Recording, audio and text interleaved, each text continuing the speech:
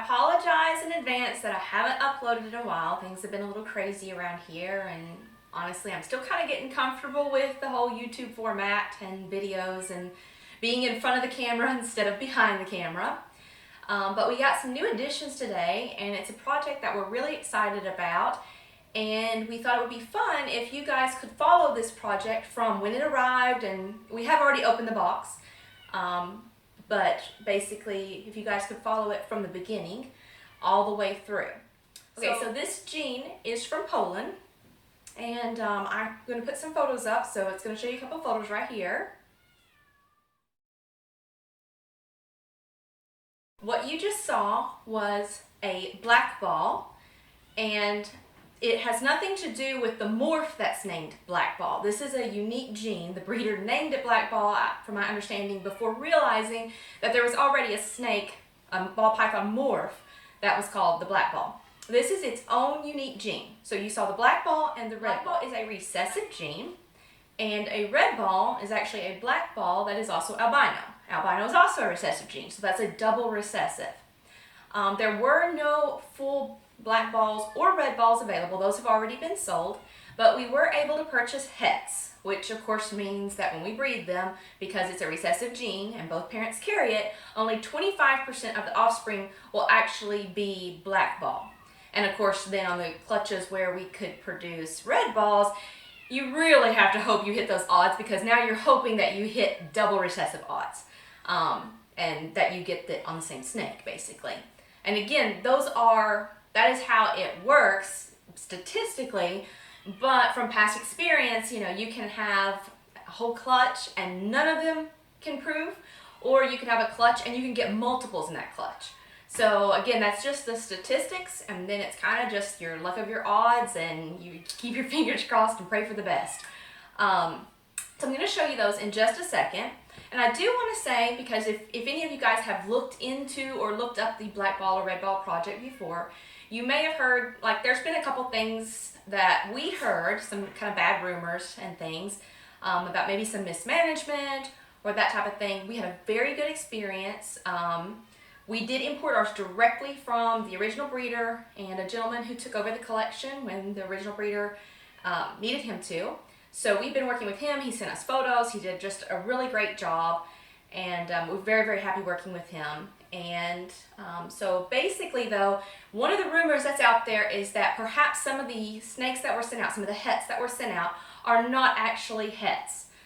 So you just have a normal snake that you paid a buttload of money for, which is what we're hoping we didn't do.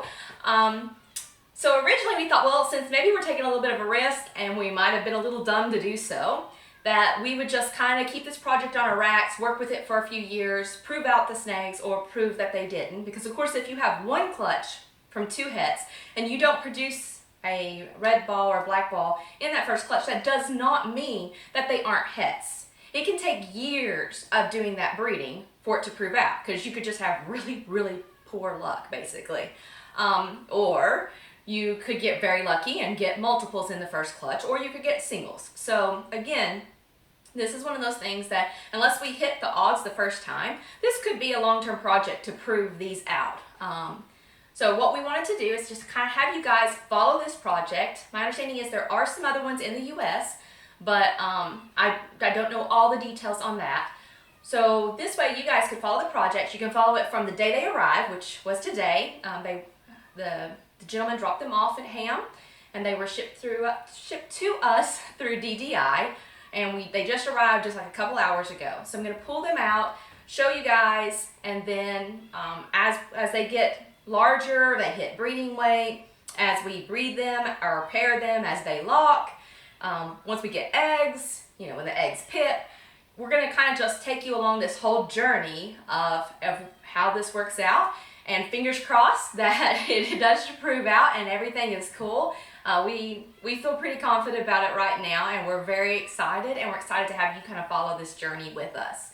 Also, at the end of the video, I am going to have a couple little clips of an F1 Savannah that I thought you might enjoy seeing, since I know I have a lot of followers on this channel that are here for the cats and not for the snakes. So I'm trying to kind of juggle that. An F1 Savannah, for those that don't know, is a hybrid of an African serval, which is a really big African cat. Not as big as a lion, it's still a small African cat, but quite a bit larger than your typical cat. So my male, you know, he comes almost to my waist when he's sitting. Well, maybe, yeah, to my waist. I'm tall though. And then if I held him standing up, he's very, very tall. And he's about 35 pounds. So that's a pretty big cat. And you breed them to a domestic. And those are called F1s, which means they're one generation from that foundation cat, that African serval parent. So she's a 50% African serval, 50% domestic, and she's still going to be a huge cat as an adult, and she's actually going to a friend in the Philippines. But I just thought it'd be fun to show you. She's about 12 weeks old, so that'll be at the end of the video after we play with the snakes. Thanks.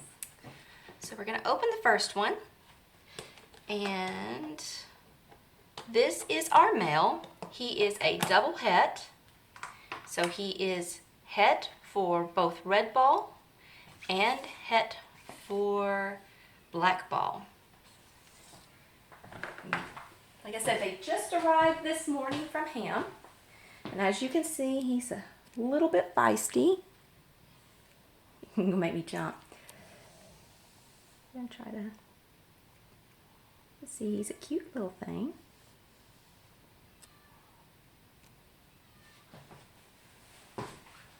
Again, this is the male. We got 1.4. So he's going to be a busy little man when all his girlfriends get big enough. They were a little cool when they arrived, so now they've warmed up and they're about to go into quarantine. But now that they're warm, I've noticed that they're getting a little bit feistier than they were before. So you see, this is a female. She is also double het for both. So basically she's het for albino and het for black ball. And let's see if I can back out a little bit. See, she's beautiful. Beautiful girl.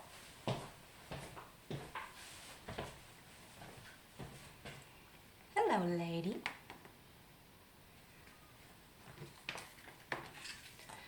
I think she's ready for her nice little, get in her warm area. All right, and this is another girl. This one is also double het.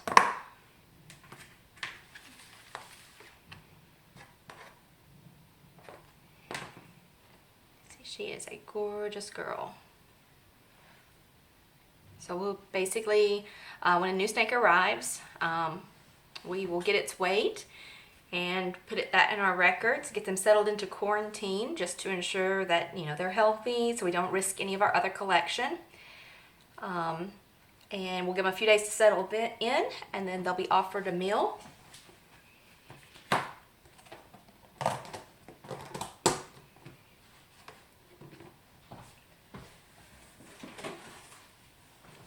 And I know you guys are probably like, basically you're showing us 5 normal snakes. Yes, I am. But again, like I said, I thought maybe it would be fun. Maybe some of you would enjoy following us on this journey to just see whether we were just, you know, kind of not the brightest crayons in the box, or whether this project is truly as amazing as we believe it to be. Now this girl is only het for black ball. She is not het for red ball. Well, excuse me. She is not double het. She's single het for black ball, which is shortened to BB, simply to avoid the confusion between the morph, combo morph named black ball, instead of just this recessive gene that's unique. It's completely its own gene. So she does not carry the albino gene. Oops, misplaced my lid. All right, so we've got one more, and this is the big one. You can see she came in the bag. And again, this one is the one, if little man puts on his weight, we do not, push them. We do not push our snakes. We don't try to, you know, bulk him up super fast. But if he does gain the weight in time, she would be the one that we would be breeding next year. And she is double het. And of course that is assuming, you know, a lot of other factors. She's in condition, she wants to breed, many things. But she is also double het for both red ball and black ball. Well, again, like I said, she could produce either. Just it's going to be the luck of the odds since I am doing double het to double het. And she's got a little shed we'll need to work on. She got some pretty cool gray tones. I know that's just, I promise I'm not doing the whole Facebook, oh, what is my normal? I know it's not normal. I know that she's normal, however, just her coloring's kind of cool. I can still admire the beauty of a normal. Got a little stuck shed, nothing big. It looks like she shed on the way because there's some in the bag. So we'll get, you know, get her set up in the humidity where it needs to be. And hopefully I will have more updated news for you guys and that you all enjoyed this video.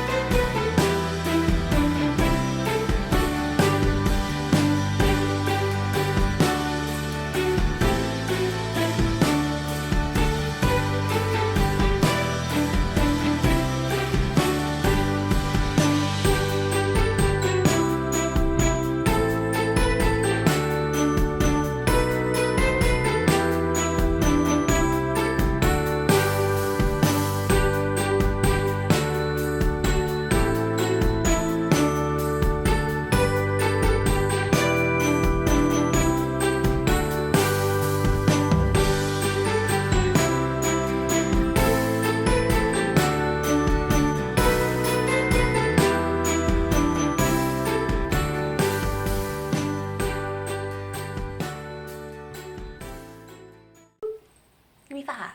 Hey, give me 5. Hey, give me 5. Give me 5. All right, so I'm working to get the snake set up right now, but I wanted to add one more thing. I wanted to send out a big thank you to Brian Cusco at Triple B for the really sweet shout out he did for me this morning. I really appreciate it, Brian.